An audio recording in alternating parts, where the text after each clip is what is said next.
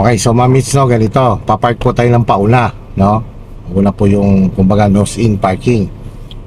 But yung ating space, ma'am, dun sa ating paparadahan, hindi ganun kalawak, no? So may possibility na baka umatras tayo ulit, no? Kasi kung malawak yan, ang reference mo lang naman dyan ay itatapat mo lang yung sarili mo doon sa pinaka, yung kita mo yung pole. Kung sa actual na parking, guhit yan. Kung ano mo parking sa bahay, poste yan, no?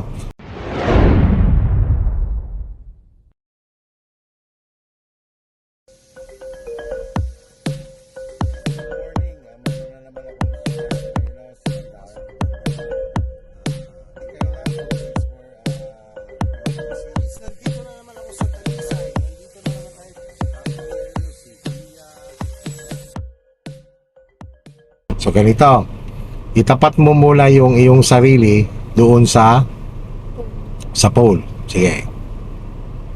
Dahil maliit lang yung space niya.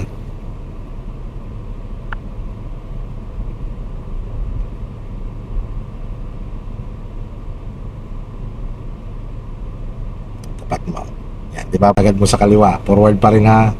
Sige, sagad mo. Titingnan mo naman yung cone. Tingnan mo yung cone, ha, yun. Sige. Na. Sige, stop. Hindi mo nakita yung cone. O, lagay mo sa hazard. Reverse. Opposite naman ang manibela. Matras ka. Na makita mo ulit yung cone. Tingnan mo rin likod, ha.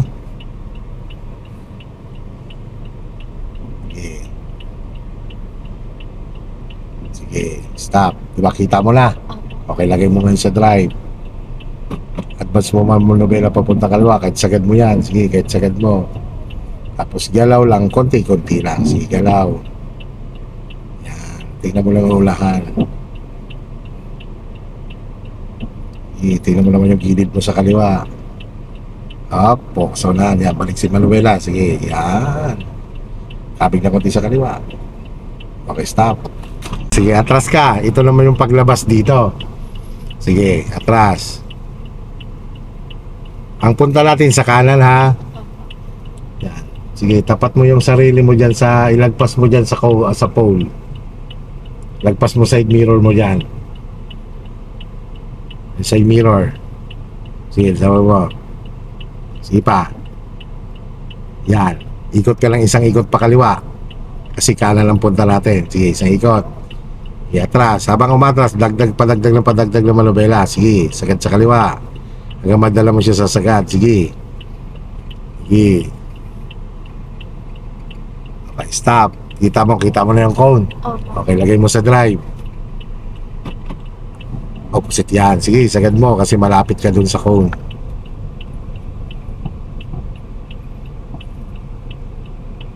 Okay. Sige, focus na sa ulahan.